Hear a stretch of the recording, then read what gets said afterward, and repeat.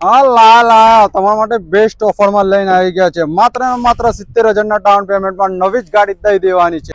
તો કોઈ મારા વાલા મિત્રો નાના મોટા ધંધા માટે નવી ઇકો કાર લેવાનું વિચારી રહ્યા હોય તો એમના માટે બેસ્ટ ઓફરમાં લઈને આવી ગયા છે. માત્ર ને માત્ર 70,000 ના ડાઉન પેમેન્ટમાં જ દઈ દેવાની છે. તો રાહ કોની જુઓ છો?